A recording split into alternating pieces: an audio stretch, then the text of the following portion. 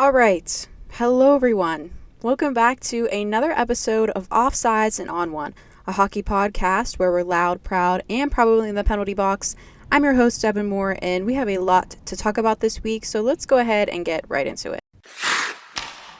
All right, first up, housekeeping. So, today must be National Piss Devin Off Day because I swear to the Lord above, nothing has gone my way today. But we're persevering. So currently, I'm currently in my car recording this episode because I was in a studio and now I'm no longer in that studio.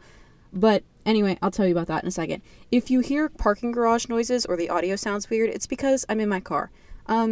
It's a new car, by the way. I got a new car for anybody that doesn't know. I got a new car. It's pretty cool. But that's where I'm recording the episode this week. So let me tell you what happened. I rented the recording studio at my school at the library, like I always do. I've recorded 3 episodes in there, and it's been perfectly fine. Every time, perfectly fine. But today, after I have been tested by the Lord all day, he was like, I got one more thing for you. 2 more things for you. So I go up there. Well, first I went to the desk and I was like, hey, I just need to sign in to use the digital creation room. And she was like, oh, no, you're good. And I was like, what? Like, she kind of looked at me like I was crazy. And she was like, they're up there, they're ready for you. And I'm like, okay, that's weird. That's never happened before. I always check in at the desk. They're like, you're good. And I go up there and I record. I go up there. There was a man in there. And he was in there the entire time I was recording. And I was recording for like 25 minutes. And it sounded like shit. I was stuttering. I was nervous because, like, I don't do this in front of people because I sound like an idiot 90% of the time. But he was just there.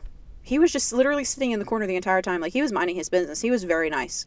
This is no ill will towards that man. He was very nice. But, like, why were you there? Anyway. And then halfway through recording, somebody opens the door. The door just opens. Like, there's a little buzzer that you have to hit. Like, you have to have an ID.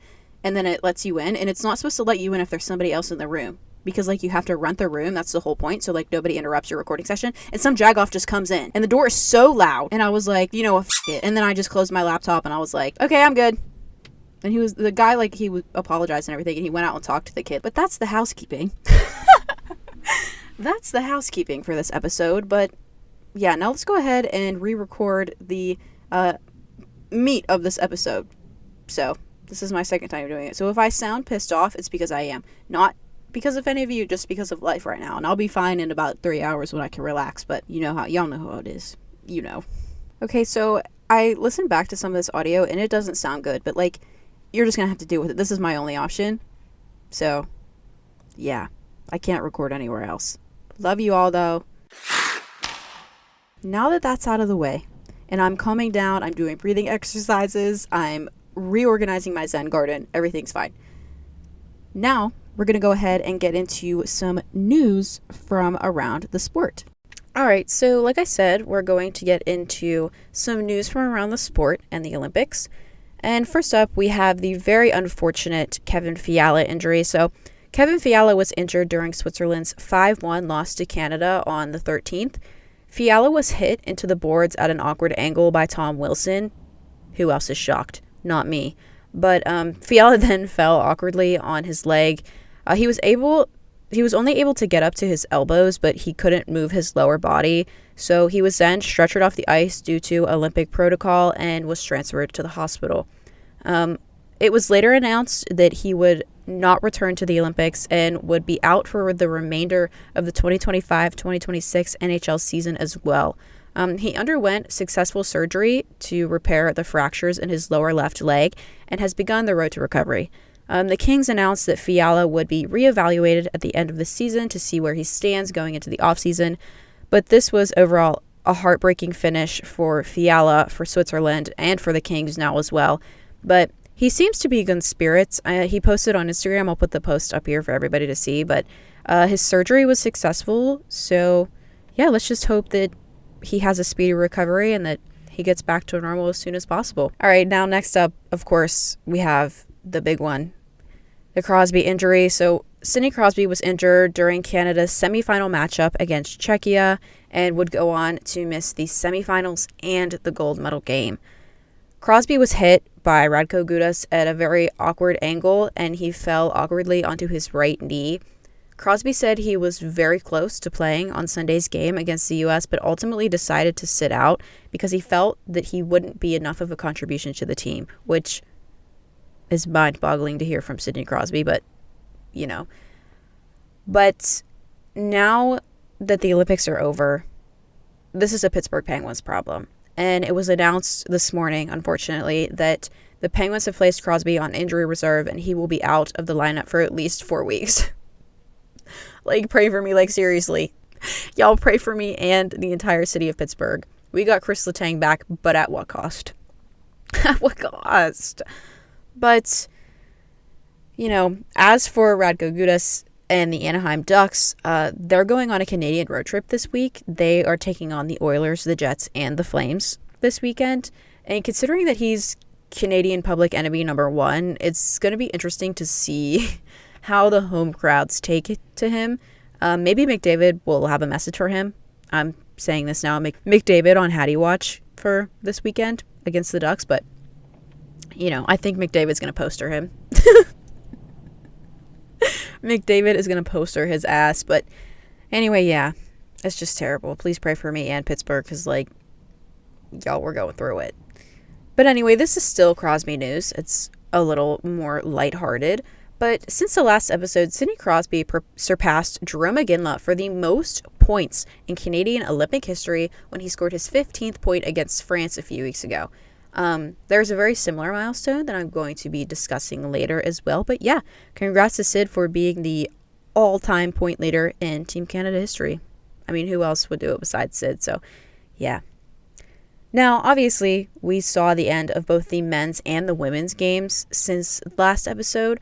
We're going to get more in depth into those in a second, but in the women's tournament, we saw our medal winners were Switzerland, who won bronze, Canada, who won silver, and then, of course, the USA won gold with their historic win. And then we saw a very similar storyline in the men's tournament where Finland won bronze, Canada won silver, and then the US again won gold with their historic win. Now we're going to go ahead and get into the meat of this episode, which recaps the last week of the 2026 Winter Olympic Games, both men's and women's tournaments. All right, so first up, we're going to talk about the women's tournament. And when you talk Olympic women's hockey, it almost always comes down to 2 programs, of course, the United States and Canada. And once again, they met for gold. But before we get into that monster matchup, I want to talk about the bronze medal game. Beyond the gold medal matchup, the final week of the 2026 Winter Games also showcased the increasing depth in women's hockey globally. The European programs are continuing to close that gap between themselves and the North American programs. During these games, the European women's programs showed strong defensive systems, improved scoring depth, and made every elimination game extremely competitive. Switzerland would go on to beat Sweden 2-1 in a thriller where Elena Müller would score the game-winning goal for the Swiss and bring home her second medal for Switzerland. Forgive me if I said her name wrong. I very much apologize for that. But now I also have to mention the backbone of this team, their goaltender, who played a key role in this medal round for the Swiss. She had an outstanding performance in the quarterfinal and had a wonderful showing against Canada in the prelim games. She faced 55 shots in the game against the Canadians and then only let in 5. Like, that's crazy. I know that they lost that game 5-0, but holy crap, she played so well. She stood on her head that entire game. Okay, so that wraps up everything for the bronze game. Now we're going to go ahead and get into the gold medal game. This championship game was exactly what you would expect from this rivalry. Fast, physical, and extremely tight defensively. Canada would strike first halfway through the second period with a goal from Kristen O'Neill. After sustained pressure in the offensive zone, she capitalized on a rebound opportunity to take a 1-0 lead. And then from there, every line change mattered and every neutral zone turnover was incredibly dangerous. The state's response did not come easy, though. Canada clogged shooting lanes and limited second chance opportunities, but early in the third period, the Americans finally broke through. Off a cycle play that forced defensive confusion, the U.S. tied the game at 1 with a perfectly placed shot through traffic from Layla Edwards, which was then tipped in by Hillary Knight. Regulation then ended and we went into overtime. Good Lord, please help me. I hate overtime when my team's involved. Like, I can't handle that.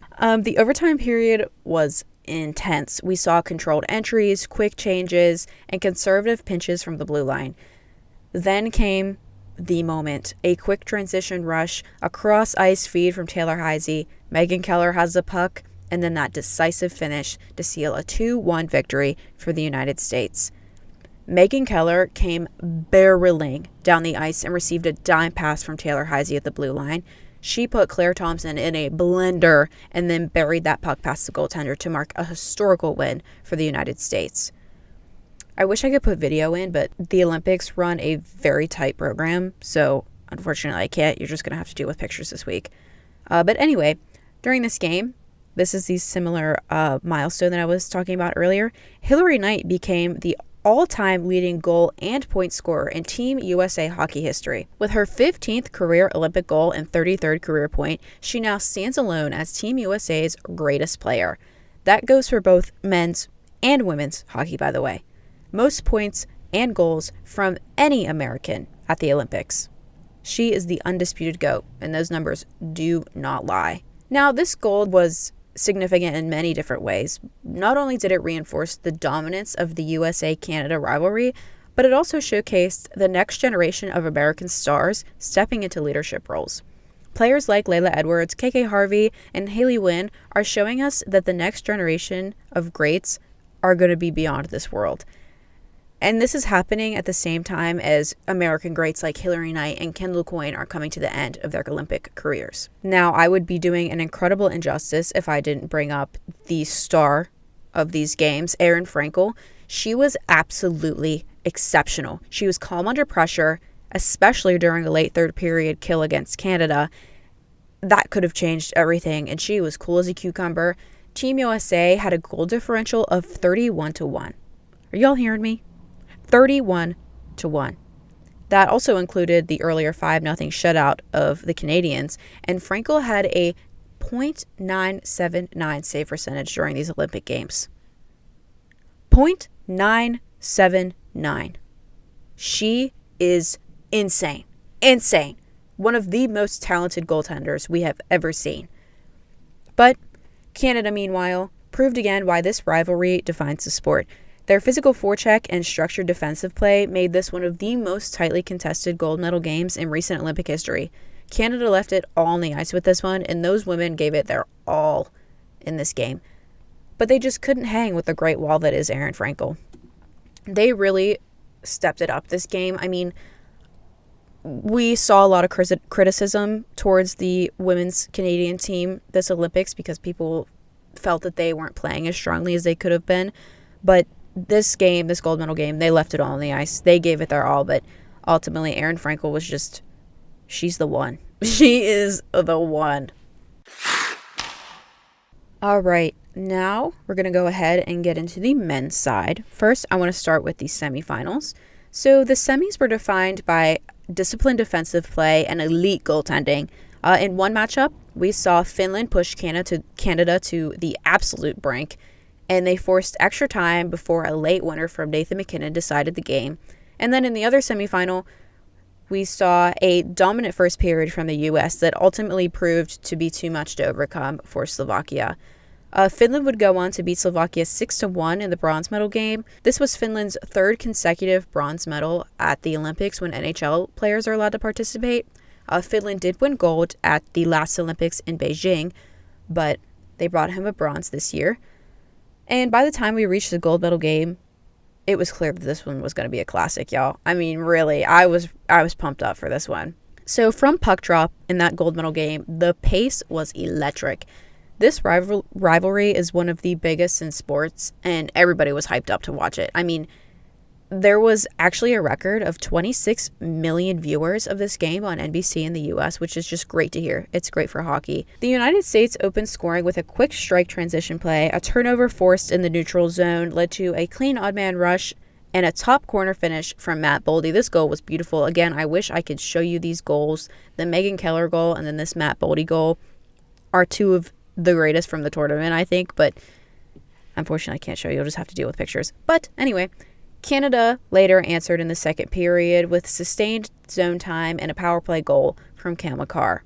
And the rest of regulation from then on out was defined by goaltending. But both Connor Hellebuck and Jordan Binnington were outstanding. I mean, their rebound control, post-to-post movement, traffic management, it was textbook. It felt like every save was just out of this world from those two. And heading into the third period, things really tightened up. Both teams started quicker changes, but defensive pairings were seeing increased minutes, which I do think was a mistake on Canada's side, especially when it comes to Devon Taves. They left him out there for way too long. Like, bro needed a break, and there was a lot of mistakes made due to that. But anyway, not to like, Devon Taves was catching strays here. I don't mean it like that, but like, they needed to change those lines a little bit quicker than they did. But anyway, there were fewer risks this way for the U.S. at least, and there were more chips off the glass and more conservative breakouts. But then regulation ended and we were tied at 1. So early in overtime, the United States capitalized on a controlled entry. A quick drop pass at the blue line from Zach Werenski created space, and then Jack Hughes fired a shot, released through a partial screen, and it beat Jordan Binnington clean. It was 2-1, game over. The United States won gold. This American victory carried historical weight. It echoed back to the gold medal game at the 1980 Winter Olympics in Lake Placid with the iconic Miracle on Ice, which actually happened 46 years to the day on February 22nd, the day that the men won this gold as well. And while the circumstances were obviously very different, the emotional impact felt similar. Not only was this win historic because it was the first gold for the men's team since Lake Placid, which was 46 years, but there were too many things pointing in the Americans' direction for this to go any other way, really. February 22nd was also Johnny Jr.'s second birthday, the son of the late Johnny Gaudreau, and many American fans felt that Johnny Hockey had something to do with this win.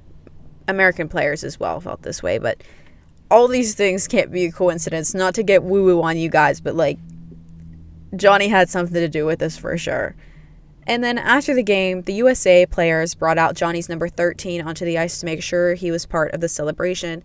They then also skated over to the crowd where Meredith Gaudreau, Johnny's wife, sat with her kids and brought them out onto the ice to celebrate too. This literally made me cry.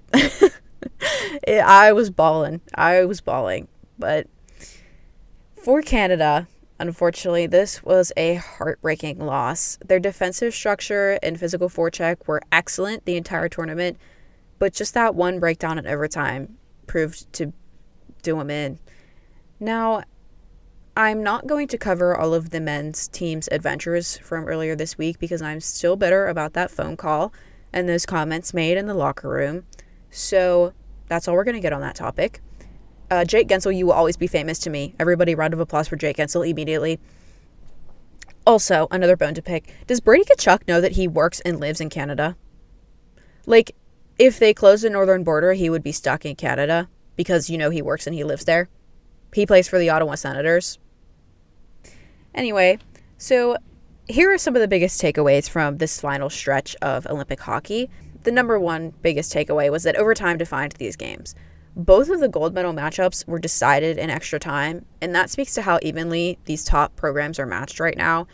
There is a little bit of a controversy right now with the 3-on-3. Like John Cooper said, gold medal games should not be decided with 3-on-3. We should be doing 5-on-5.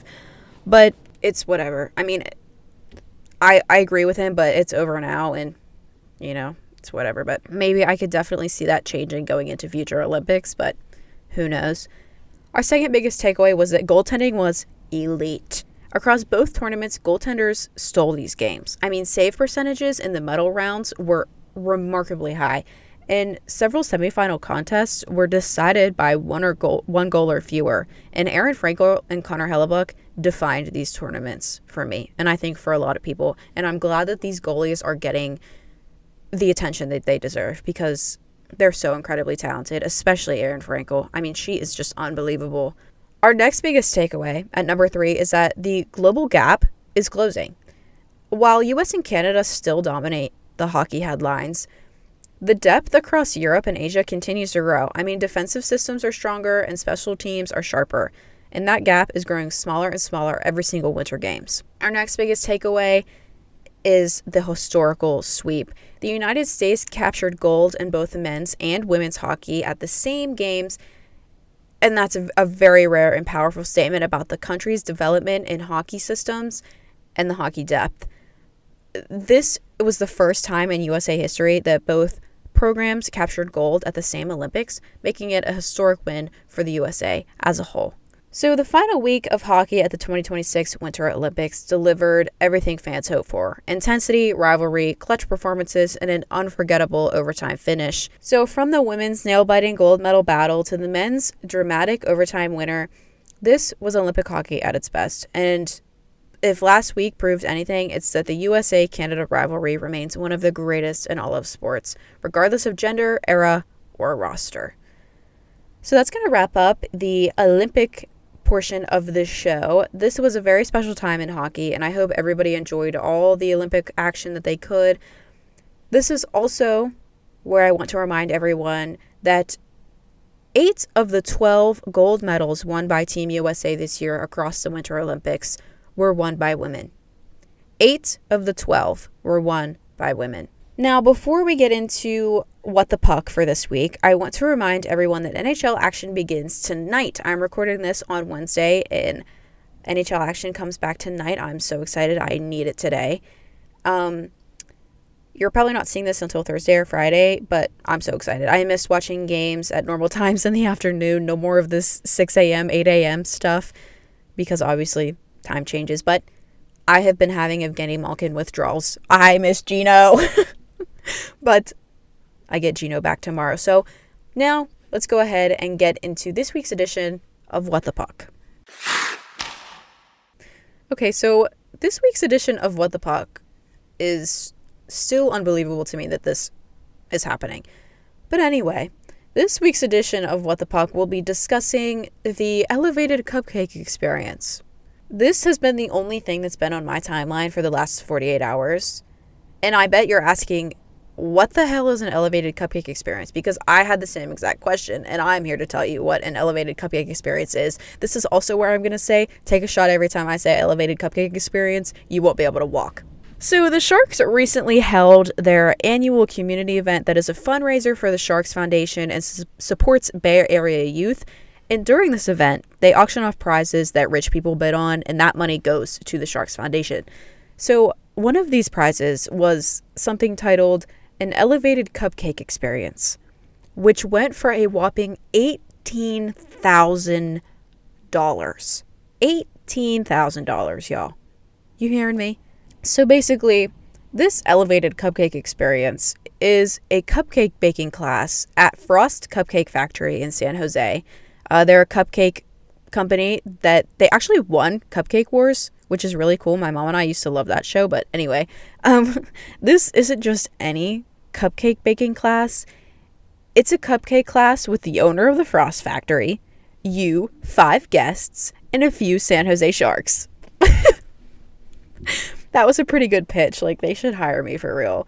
But now it wasn't clear what Sharks would be at this elevated cupcake experience. But that would change when Will Smith was handed a microphone and he signed both himself and Macklin Celebrini up for this event. Macklin Celebrini, who was still in Milan at the time, by the way. He signed them both up to make these elevated cupcakes. And of course, Twitter ran wild with this. What else is new? It has been all over my timeline since this happened. And I will have some of the memes up here on the screen for you to see if I remember. But my favorite are the ones where they're like, imagine being Macklin Celebrini. You just lost the biggest game of your career so far at the Olympics. Then you get a text from your American teammate saying that he signed you up for an elevated cupcake experience against your will, and you now have to do it because somebody paid $18,000 for it. Like, he doesn't have a choice because somebody just spent $18,000 on an opportunity to make cupcakes with him. Like, what is happening? This is the funniest thing to me. And just the cherry on top of this is that Kat Toffoli posted a TikTok of Tyler Toffoli bidding on this elevated cupcake experience, and he bid up on this prize until he was at $12,000, and then he gave up because it was just like, who the hell is paying $18,000 for cupcakes? But anyway, he bid up until $12,000. He really wanted to make those cupcakes with his boys, but unfortunately, it went too high. The news out of San Jose never fails to make me laugh because they're also having a corgi baptism. Now, you can go research that on your own. Just go look at the San Jose Barracuda's socials if you're interested in corgi baptisms, but they never fail to make me giggle. Shout out to San Jose. But the biggest question that looms in the whole situation of this elevated cupcake experience is it going to be recorded? Like, Sharksman, I need you in that room. I need to see some content from this, because seriously, what is an elevated cupcake experience? What is it? That is such a cryptic name. What the heck is that? What makes a cupcake elevated? Anyway, that's gonna wrap this up, whatever the hell this was. So now we're gonna go ahead and get into internet shenanigans, because oh lord, I have one that might be one of my all-time favorites. So let's go ahead and get into that. All right, y'all. First up, before we get into the ultimate internet shenanigan, we first have this tweet from Alicia on Twitter where it's a picture of Bowie Draisaitl, Leon Draisaitl's dog. He's very adorable. And it has a caption that reads, "Breaking! Bowie Draisaitl, a literal dog, learns how to read before Brady Kachuk, an adult man." I just wanted to throw this in there because I love every single bit of the Brady Kachuk hate. I cannot stand that guy. I really can't. But now we get into the juggernaut that is this beautiful thing that I've seen all over the internet. Next, this photo. This picture of Nathan McKinnon looking at his Tina plushie with pure disgust and hatred is my new favorite thing that exists. I have looked at this picture every day since Sunday, and it has made me hysterically laugh every single time. Like, I don't even have to look at it. I can just think about it and I start giggling. Like, I was writing the script for the pod in class, and I was trying to hide my laughter because I was thinking about this picture. When I saw this happen on live TV, the first thing I thought about was Uncle Rico from Napoleon Dynamite. How much you want to make a bet I can throw this Tina over the mountains? That's what Nate was thinking. He was going to throw that Tina over the over the Italian mountains because oh my god, like, the pure look of hatred in his eyes is just unbelievable. All the tweets I saw on this were so funny. Like, I love hockey Twitter. Hockey Twitter has actually been a terrible place since Tuesday morning. Thank you, Quinn Hughes, for destroying everything. Like, why did you have to do that? But anyway, I remember when I said I was organizing my Zen garden, I'm continuing to do that because Quinn Hughes is the most disappointing person. But anyway, thank you all for your service on hockey Twitter with these Nathan McKinnon memes and also the elevated cupcake experience. Those have both saved my timeline on hockey Twitter for the past few days. I'm honestly about to block the term Team USA from my timeline, but anyway, my favorite tweet from this whole situation was from Jay Fresh on Twitter, and it said, "Nothing is in more immediate danger than the stuffed animal they just handed Nathan McKinnon." Like, poor Tina. She didn't do anything. It's not Tina's fault you guys didn't win gold. And also, Daryl Watts, too. I mean, the look that she gave that Tina plushie, oh my god. Like, they were ready to just absolutely rip the heads off those plushies. Anyway, that's going to wrap up the internet shenanigans for this week, and let's go ahead and get into the winners and losers. All right, so first up, our first winner this week is whoever got that picture of Nathan McKinnon. Whoever got that shot of Nathan McKinnon, you're the biggest winner in my heart. Okay, so our next winners are the entire Team USA women's team, particularly Megan Keller for her historic goal and Hillary Knight for her record-breaking Olympic performance this winter. I'm just so proud of all of them. They're so incredible, and they just put on an absolute show for all of us at the Olympics, and they continue to stand on business on and off the ice. I love them all so much. They're so great. Now, our last winner is, again, I'm bringing her up again. It's Tina, the Olympic winter mascot. Her and Milo were the mascots for the Winter Olympics this year. Milo is her friend, and he is the Paralympic mascot. These two were the cutest things I have ever seen in my life, and I love them so much. They're so sweet. I mean, like, Tina, I would never look at you the way Nathan McKinnon did. I would never treat you that way. Like, I would never treat you that way, my little diva. She is perfect. I really want a Tina plushie, but I went and looked on the Olympic website. They're all sold out, and they're currently doing a pre-order, but she's like $28, and after shipping, it would be like $45, and I cannot spend $45 on an Olympic plushie. So, yeah. I wish I could have one, but do you think I could get Nathan McKinnon to give me his? Everybody start DMing Nathan McKinnon and asking him if he'll give me his Tina plushie. Oh, another winner that's just off the top of my head. I don't have this one in the script, but Megan Thee Stallion is a winner this week for making that video with Layla Edwards. That was absolutely hilarious. And her commentating the men's game.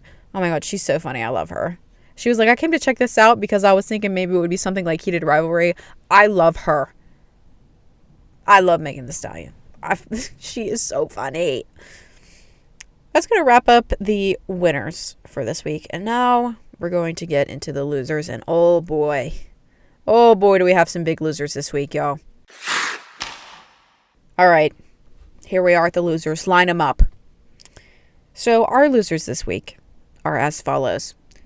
Jack Hughes, Quinn Hughes, Tage Thompson, Jeremy Swayman, Matt Boldy, Kyle Cotter, Jack Eichel, Brock Faber, Connor Hellebuck, Clayton Keller, Dylan Larkin, Austin Matthews, Charlie McAvoy, JT Miller, Jake Sanderson, Jacob Slavin, Brady Tkachuk, Matthew Tkachuk, Vincent Trocheck, and Zach Werenski.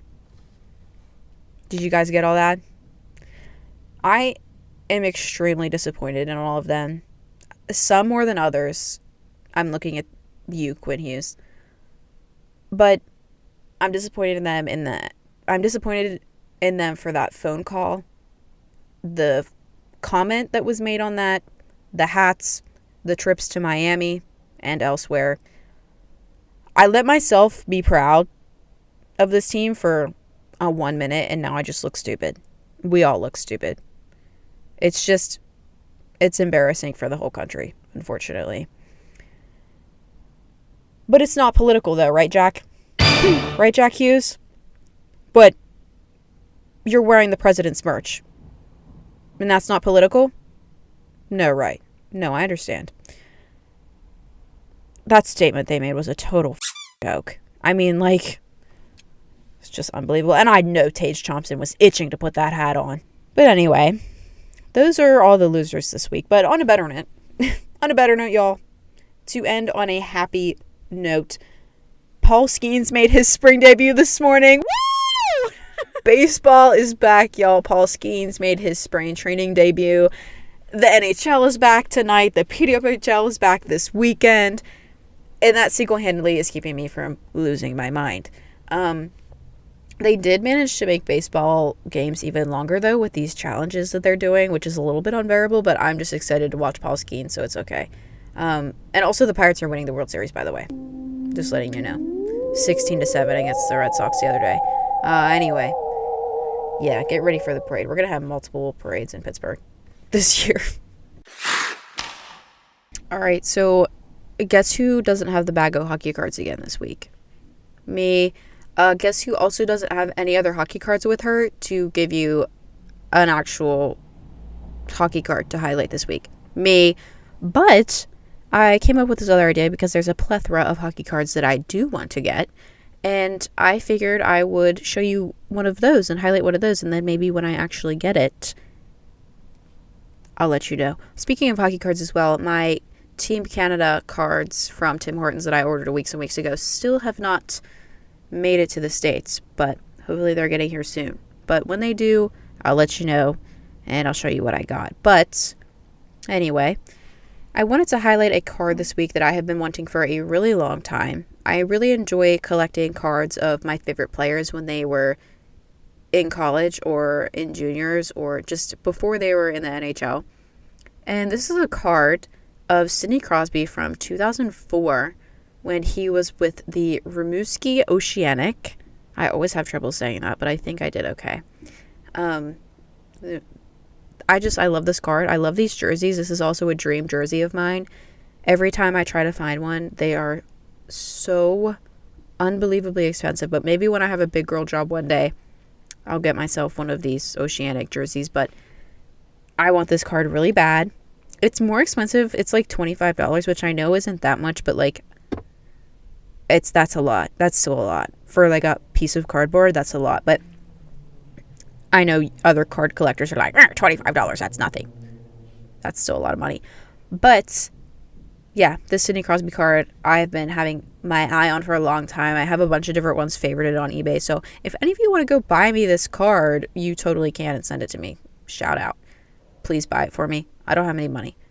But anyway, yeah, I just wanted to highlight this card because it's really sick. And it would go good with my collection. I have a Chris Letang card from when he was at the World Juniors, and I have an Evgeny Malkin card from when he was just a little babby on Russia. Little tiny babby Evgeny Malkin on Team Russia.